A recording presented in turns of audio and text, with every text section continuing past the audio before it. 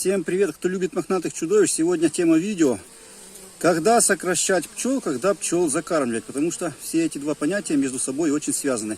Начало сентября начал я сокращать гнезда, потому что за один день, понятное дело, не успею. Так вот, с чем связано сокращение гнезд и когда их сокращать. Так вот, если не знаете правильный ответ на любой вопрос, не только по пчеловодству, вообще в жизни, то надо задать себе другой вопрос.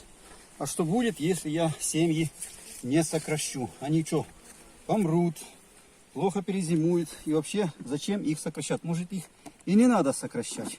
Потому что мы же все понимаем, что пчелы себя осенью сами и сократят. И в наших условиях они, в общем-то, не сильно и нуждаются. Злые пчелки, значит, буду я сегодня выгребать. Но это самая злая семья на пасеке, поэтому по-другому и не будет. Если мы пчел не сократим, что мы из этого получим? Вот видите, у меня семья не сокращена, а кормушечка стоит. И кормлю я их на несокращенном гнезде.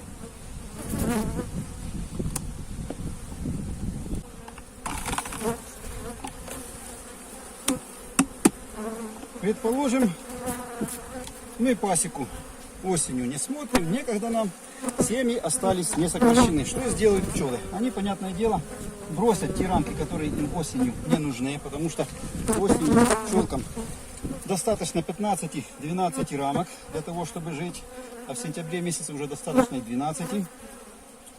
А все остальные рамки, которые есть, ну, допустим, это улей на 27 рамок, что они с ними сделают? Они их бросят, правильно, они их бросят и жить на них не будут.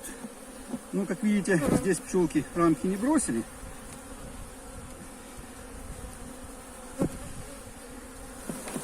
Потому что я их кормлю на несокращенном гнезде.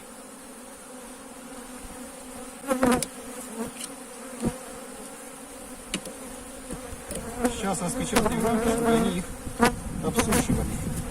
Так вот, допустим, не сократили мы гнезда, пчелки рамки лишние бросят, обоснуют себе гнездо на зиму и там будут зимовать. То есть, если у них достаточно меда, матка яйцекладку прекратит, они сами по себе сократятся, и никаких проблем нет. И сокращение им ваше до самой спины. Они и без вас нормально справятся. Но мы все равно пчел сокращаем. С чем это связано? Ну, как вы уже поняли из моего рассказа, что сокращение осенью, в принципе, если достаточно кормов, дело не обязательное. Для чего мы сокращаем семьи? В основном мы их сокращаем перед закормом. Так вот, когда спрашивают, когда сокращать семьи, так вот, их сокращают перед закормом. Соответственно, когда вы принимаете волевое решение начать кормить пчел, значит, вы их сокращаете. Из этого сразу следует второй вопрос. А когда же мы примем волевое решение о закорме пчел? Волевое решение о закорме пчел надо принять тогда, когда вы решили остановить деятельность матки. Потому что матка сейчас что делает? Ну, в некоторых семьях они сами по себе тормозят, а в некоторых семьях они продолжают ложить яйца. Бывают такие семьи, не совсем благополучные, в которых матки сами яйцекладку не прекращают, а так и продолжают ложить яйца. И вот мы принимаем волевое решение, смотрим на календарь, видим по календарю, что у нас там через дней 25 холодно. Насколько у нас пчела развивается после того, как матка отложит яйцо? 21 день. И вот мы понимаем, что если мы матку не остановим, она будет продолжать откладывать яйца, то та пчела, которая выведется уже из яиц, она не успеет облететься, потому что там уже холода, зима, а необлетанная пчела молодая нам в улье не надо, потому что она будет зимой обгаживаться и будет плохо влиять на зимовку пчелосемьи. Так вот, смотрим на календарь, видим, допустим, там 15 октября у нас там уже 15-12 градусов, то есть последние дни, когда пчелы могут облетываться. А пчелы у нас облетываются где-то при 12 градусах. Смотрим, температура упадет ниже 12 градусов, значит пчелки облетываться не будут. значит отсчитываем от этого числа 25 дней, и это крайний день, когда матка должна отложить яйцо. Все остальные яйца нам не интересны. И вот мы принимаем решение, что в такое-то число, в такой-то месяц мы прекращаем яйцекладку матки. И вот, чтобы прекратить яйцекладку матки, мы сокращаем гнездо и начинаем пчел закармливать. Когда мы закармливаем пчел, они этот корм складывают в те ячейки, из которых вышла молоденькая пчелка, и таким способом ограничивает матку. И, соответственно, матка бегает по сотам, отложить яйцо некуда, и она успокаивается. То есть происходит ограничение яйцекладки матки. В некоторых семьях матки сами прекращают яйцекладку даже на несокращенном гнезде.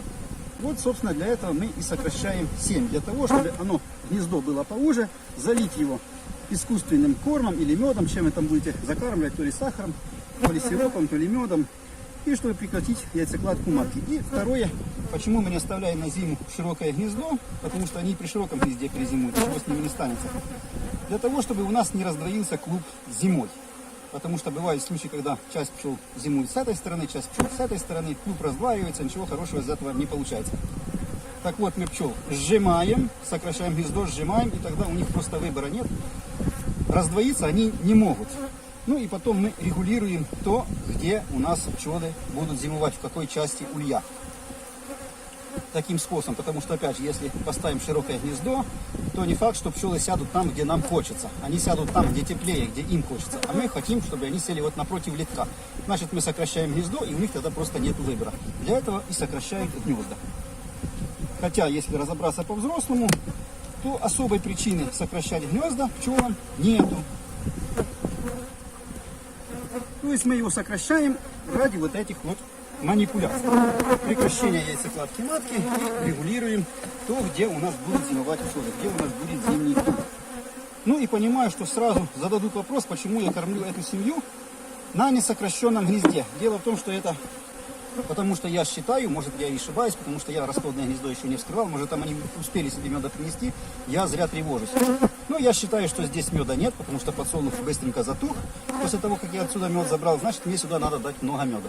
Раз мне надо сюда дать много меда, значит на это нужно время. Если я сокращу гнездо и начну пчелок закармливать, то они могут не успеть этот мед запечатать. А запечатать мед им тоже нужно время, потому что если мед они не запечатают, он начнет бродить зимой, из этого ничего хорошо не получится, ничего хорошего. Так вот, когда мне надо дать семье большое количество корма на зиму, потому что у них не хватает, а семье на зиму надо, чтобы перезимовать, 18 килограмм, и для весеннего развития еще килограмм 6-10. То есть на зиму надо 24 килограмма, но все эти 24 килограмма в один улей на сокращенном гнезде не влезает, поэтому на сокращенном гнезде 18-20 килограмм, а все остальное у вас в запаснике на весну стоит в рамках. Ну, можете и не в рамках, можете в ведерочке мед держать. Так вот, когда мне надо дать много меда семье, я семьи не сокращаю. Потому что для того, чтобы взять мед, им надо нектарные поля. А если я их сокращу, нектарных полей будет мало. И матка остановится, а я еще не хочу, потому что я начал их кормить пораньше, потому что надо много меда скормить. И потом, чтобы они быстрее его брали, им надо широкие нектарные поля. Это тот же медосбор, только искусственный. Они не на цветках мед собирают, а вы им даете. Поэтому кормлю на широких гнездах. Это, конечно, потребует лишней затраты корма, потому что они на широкие гнезда разольют мед, который я им дам, много количества. Теперь я их сокращаю, теперь эти рамки, которые они залили медом, я распечатываю вилочкой, даю им на обсушку, они этот мед переносят в сокращенное гнездо, и на этом теряется 20% меда. То есть я дал им килограмм меда, и с этого килограмма останется 800 грамм. Это сильно затратно, это расточительно, поэтому не надо пчелок кормить без надобности лишней на широких гнездах. Сначала надо сократить, а потом кормить. В этом случае у вас будет меньше расхода корма.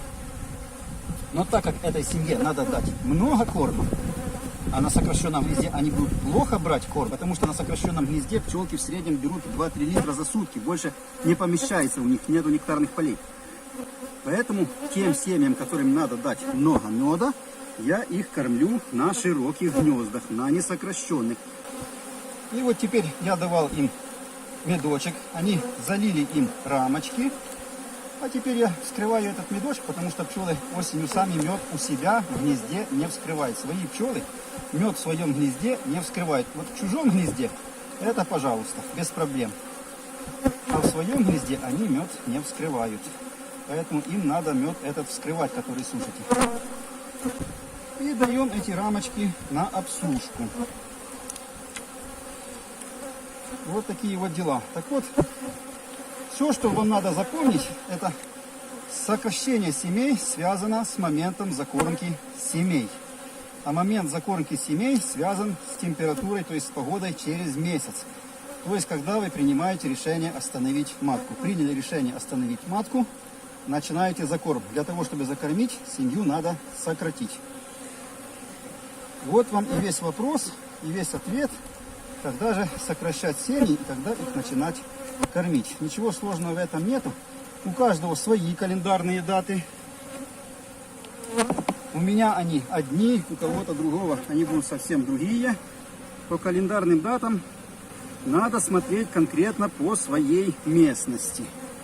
То есть смотрите, как у вас обычно пчелки ложатся спать, и приблизительно на эту календарную дату и делаете эту процедуру. Обычно каждый год одни и те же числа. Но этот год очень жаркий, поэтому в этот год все на 10 дней позже. Почему так? Потому что вот если вы когда-то жили возле большой речки, то вы знаете, допустим, весной во всех местностях акация уже зацвела, а вот возле большой речки, ну, допустим, как возле Днепра, акация опаздывает по цветению на 10 дней, 2 недели. Почему так?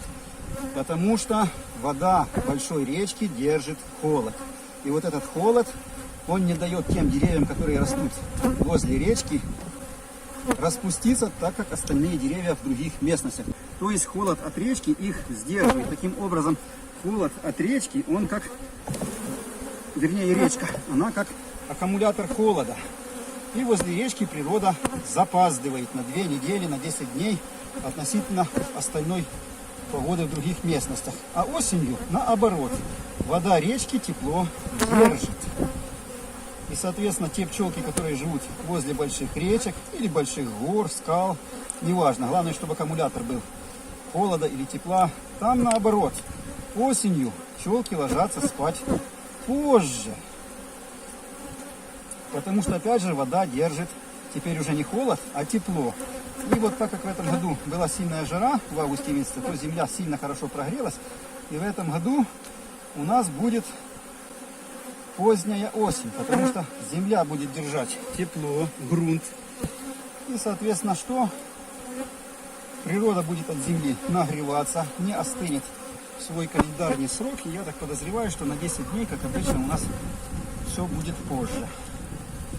Поэтому у нас плановая закормка во все времена была с 25 августа, но я это дело на 10 дней сдвинул, потому что сильно жарко. Я уже этот прикол знаю, когда засуха сильная, то надо сдвигать, потому что пчел закормишь, а получается, что летный сезон не кончился, они еще летают, а летать-то некуда, ничего не цветет и начинается бешеное воровство на пасеках. Поэтому я пчелок кормлю попозже, они таким образом заняты. И таким образом они вроде как меньше воруют и меньше проблем на пасеке. Допустим, в период сентября-октября, потому что и в октябре у нас бывает иногда сильно тепло. Вот, все рамочки залиты медом, видите?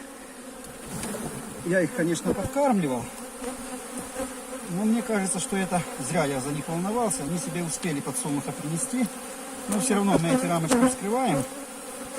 Я уже вижу, что в этой семье корма должно хватать. Уже каждую рамочку берешь, надо вскрывать.